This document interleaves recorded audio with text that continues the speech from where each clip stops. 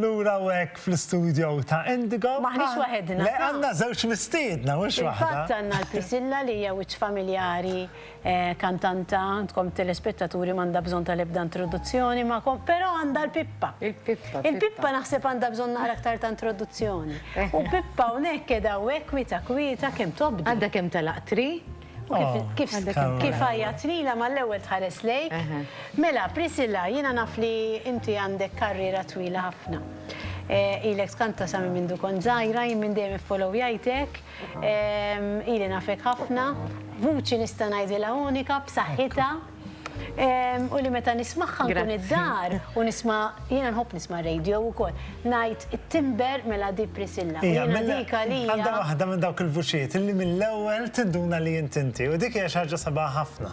Dik hija importanti li kantanta jkollha l-istil tagħha u jien ngħid għalija meta nisma' l-Prisilla issa vera jinfen forsi tagħha għax ili nafa minn dik kienet żgħira u dejjem follow jgħid il-karriera tagħha. Imma vera meta tisma' l-Prisilla tajt di Prisilla. Jiena fl-ukoll għadek kif nedejt kanzunetta ġdida u vera. Iva, il-kanzunetta ftar fl-irdum, fuq lirika ta' Emil Kalleja Baileys u mużika ta' Mark Peter Lucas.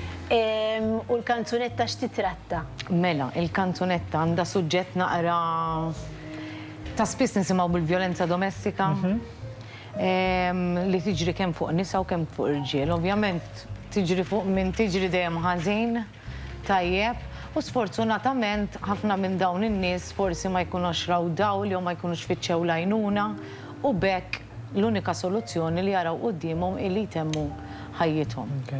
Illum hawn ħafna min għajnuna eżatt. U m'għandniex nibżgħu mmorru nfittxu l-għajnuna. Ixini l-problema, ġifieri mhux f'dak il-każ li hija vjolenza domestika biss. Ixini l-problema fittxu l-għajnuna llum hawn fejn għax dawn huma professjonisti tajjeb u żgur bla dubju ħajkunu gwida għalina. Mela għandha messaġġ b'saħħtu ħafna u attwali. Ħafna. U attwali. Infatti mbagħad il-kanzunetta tintem b'mod li di l-persuna għaddiet minn vjolenza, però fl-aħħar tal-kanzunetta din rat id-dawl fiċċet l-għajnuna u bekk komplet bħajjita. Tintem b'mod pożittiv kif Eżatt, naraw biċċa minna x'issa naraw il-kanzunetta. Naraw biċċa minna.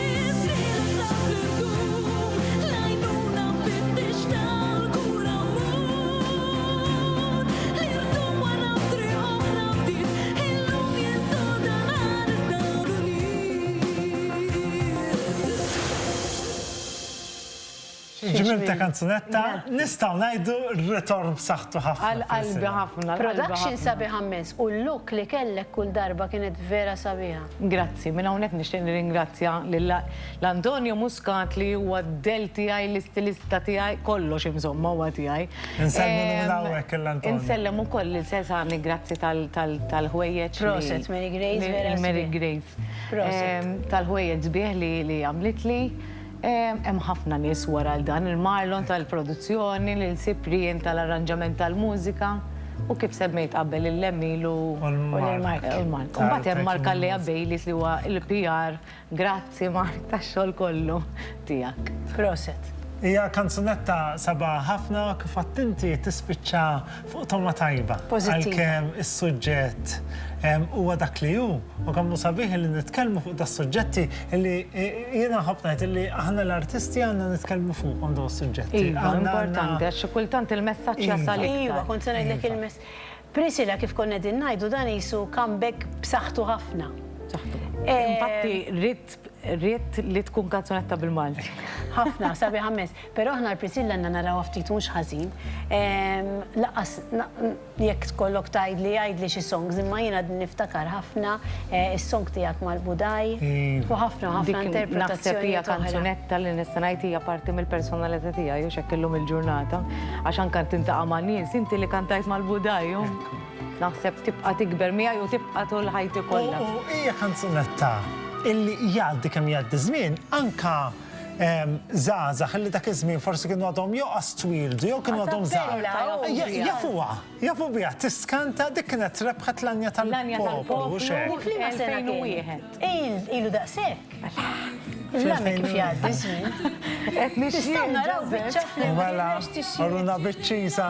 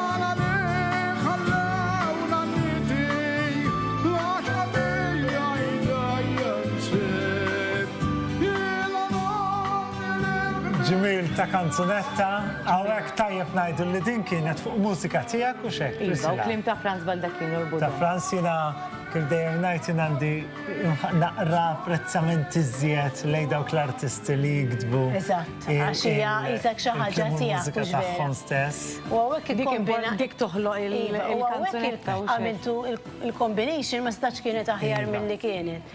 Priscilla naf li għamilt ħafna żied affarijiet, inti għallima wkoll, għallima tal-vuċi, jiġifieri għalkemm forsi xi kultant ma narawx daqshekk frant, imma tkun hemmhekk anke ma' talent scenes, eżatt, ħafna li jgħidu li waqaft kanta, il-mużika bqajt għaddej, ovvjament. Dik naħseb hija xi ħaġa importanti u xi ħaġa li tibqa' ta' sodisfazzjon għalik meta tibda tara studenti minn tiegħek. Kbira, mill-esperjenza li tal-lim taddeħ il-ħadd ieħor u xejn. U anke l-istudenti minn tiegħek tarhom li waslu f'ċertu festivals u x'vera. Naħseb dak huwa sodisfazzjon kbiru. Kbir, ħafna ħafna. Xi kultant naħseb iktar mis-suċċess li tagħmel li kien nifsek. Għax naħseb meta tarhom li jkunu għadhom forsi jibdew ikunu żgħar tarhom jikbru laħqu fejn dak li dejjem ħolmu li jaraw lilhom infushom hija xi ħaġa inkredibbli. Għalhekk qed naraw xi ritratti wkoll.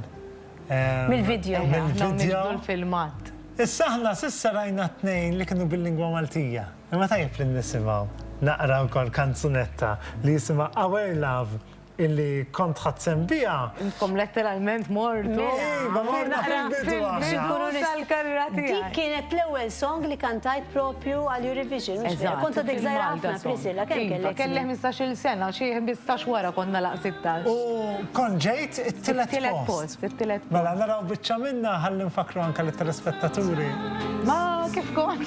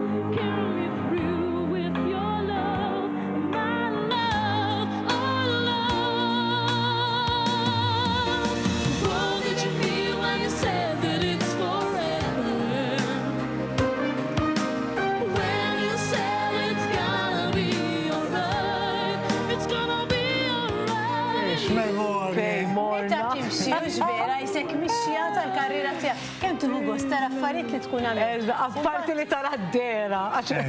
Imma le, dik hija d-dera ta' dakinhar. Ta' dakinhar, u mhux hekk. Ovvja meta jgħaddi, da bħal tara xi ritratti tiegħek. Tajtilla allura pereżempju dak iż-żmien. Kif konna menxarijiet. Imma dak iż-żmien tkun ta' dak l-epoka. U mhux hekk, Ta' dik iż-żminijiet. Tajjeb insemmu wkoll li dik il-kanzunetta ġiet miktuba minn Alfred Zammit U Cynthia Sammut. Tajjeb illi nsemmuhom ukoll. U inti ma dik ma kienx l-uniku darba li ħadsem fil-Malta Song for Europe. Le, kelli duett ma' Kert. Kelli duett ma' Kert fej konna kantajna l-kanzunetta Waterfall. Waterfall, Iva. Sena oħra kelli l-kanzunetta First Time. Iva. Miktuba minn Georgi, Kalpakitis. Kien hemm xi sena oħra naħseb, qed inħalli xi sena barra. Peress li smajna kemm bil-Malti u kemm bl-Ingliż. Kif kolli ngħidlek, kif ikollok tażel illi minn issa l-qudiem tkanta b'lingwa waħda biss. Li mkollok tażel? Il-Malti? Isma' aħna nafu li ir-reġel tiegħek ukoll Taljan. Bit-Taljan tkanta. Bit-Taljan inkanta u nħobbu ħafna l-mużika Taljana. Il-mużika Taljana jiena vera taffaxxinani. Ħafna, imma skuża, xorta l-Malti nibqa'. U kemm inni li għandi raġel Taljan, fimt, iktar sirt napprezza il-lingwa Maltija. Fimt, jiena ġa konti fissata fuq il-lingwa Maltija, pero issa iktar il-fatt li nara it-Taljani nistgħu ngħidu li tagħhom dejjem l-ewwel. U jiena ġejt dak it-tip, ġifieri. U kemm sabiħ li anke tal-aħħar l-apprezzament anka fl-artisti aħna din nitkellmu fuq il-mużika, kemm saraw iżdiet apprezzament tal-lingwa Maltija. Tikber, però għadna lura xorta.